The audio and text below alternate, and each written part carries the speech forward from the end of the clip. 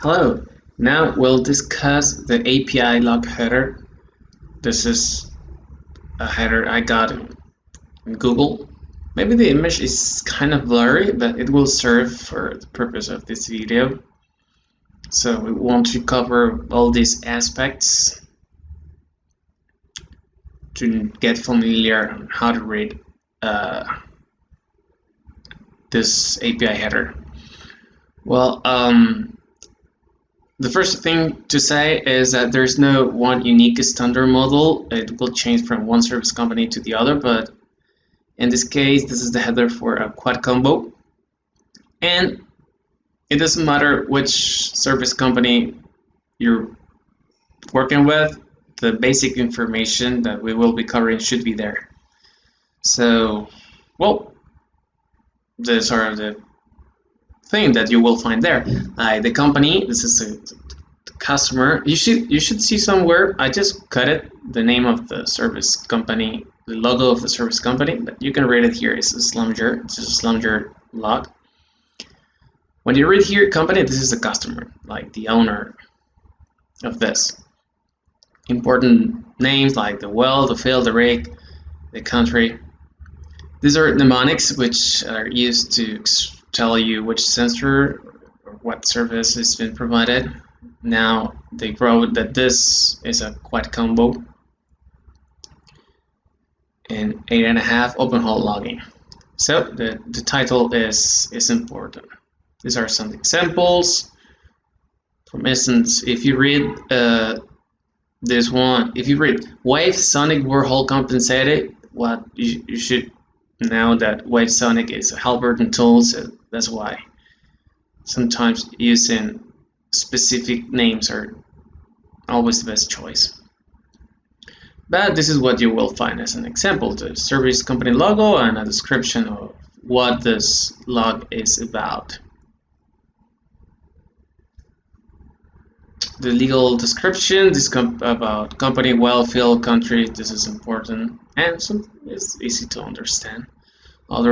If other services are run, a few headers have a field for other services. This one, it doesn't. Elevation, oh, this is cool.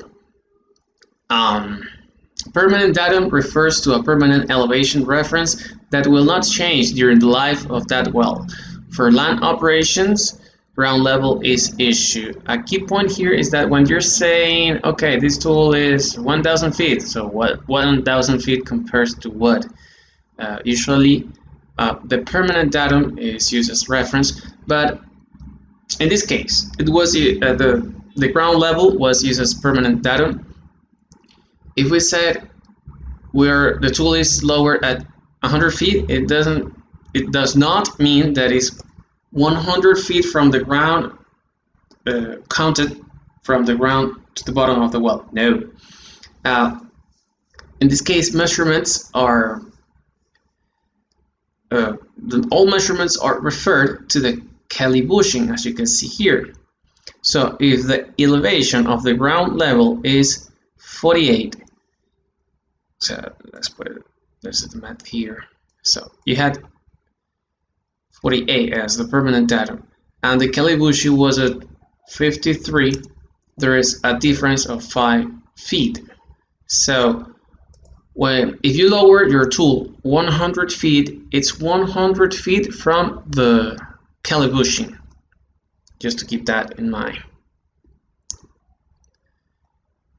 The date. So now the date is. My only comment about this is that sometimes you will be logging late night and the activity might comprise 2 days. So the date that you should put in here is the date at which the tool reached TD. Wrong number. We see it like how many trips did you do to the well. Depth of driller, according to the driller, he's measuring all the pipes and how many the length of each pipe he or she lowered to the well, and they would say, okay, while I was drilling, according to my measurements, this well should be, let's see here, Depth driller, 2005 meters. But sometimes that will be different from the depth of logger, that is the depth of the person in charge of doing this log. They should be very similar. In this case, the depth of logger, well, they call it Schlumberger depth, but its depth of the logger is 2007.1. So there's usually a difference. They should be close. That's what I can tell you. Like 2 feet are okay, but 150 feet are not okay. So compare that. They should read something similar. Here's how TD is determined, is by the pickup and the curve tension. The bottom log interval and the top log interval, they should be stated here. In this case, bottom log interval and top log interval. This log was from 2005 meters to 45 meters. It means like the bottom log interval is the depth at which the lowest sensor was capable of acquiring valid data, and the top log interval is where you stop the log. Casing driller and casing logger is the same as with depth. I mean, the driller will have an estimate of where is the casing, but with the logging tool you can determine, and that will be the casing logger. And we have an example here. Using, in this particular case, using the resistivity curve, here we can determine by spike, but by this spike we can determine where is the casing. And we put an annotation in here, a mark. And we put here where we said casing, well, the gauntlet casing Schlumberger would be casing of logger. That should be something similar. In this case, the casing of the driller was at 768 meters, and the casing of logger 767.6 meters. The bit size, well, it's obvious, like the OD of the bit that was used to perforate the well. Type fluid in hull. In this header, you can read it. Type of fluid in hull, and they put like formula. Some people put like water-based, oil-based. In this case, they were very specific with that formula. Density and viscosity. This should come from the MOD report. The MOD engineer should know that, as well as the pH and fluid loss. Source of sample. This is important. Where did you get the information? Especially when you're dealing with RM, RMF, and RMC. This is the resistivity of the mud, the resistivity of the mud filtrate, and the mud cake resistivity.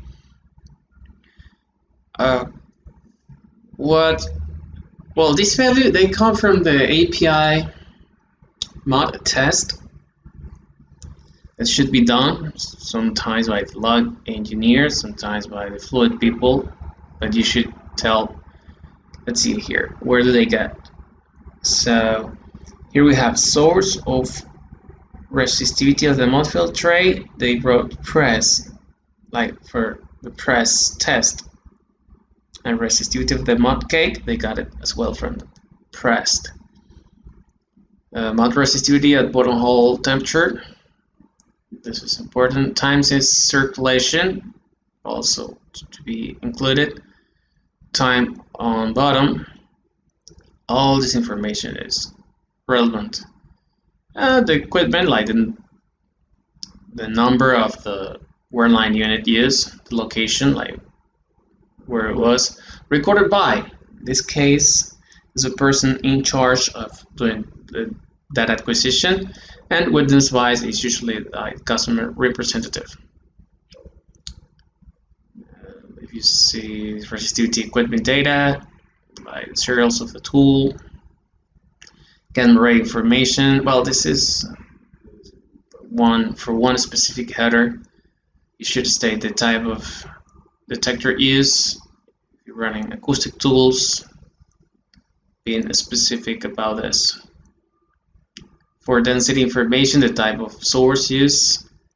For neutron, the same, the type of source. Remarks, oh, this is important, like anything that should be said, this is the place to say it. Like if you didn't reach TD, why, the fluid was responsible of some anomalous behavior, should state it here.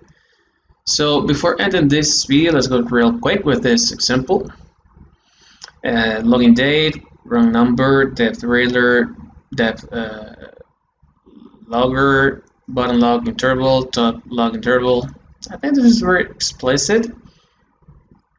The values, where did you get these values?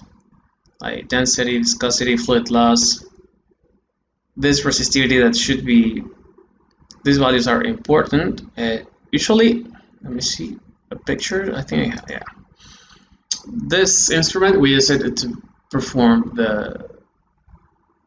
What happens in real life is that you ask the mod engineer, actually the wireline logging engineer can ask the mod engineer a sample of the filtrate of the mod cake and the mod and measure with this device the resistivity and put it in here. It should be the best. And well, the rest are temperatures. When there's circulation stop, you can ask trailer or the company man. Lock and bottom, well, you know when you reach bottom, and the people involved. So that was it. Thank you very much for watching.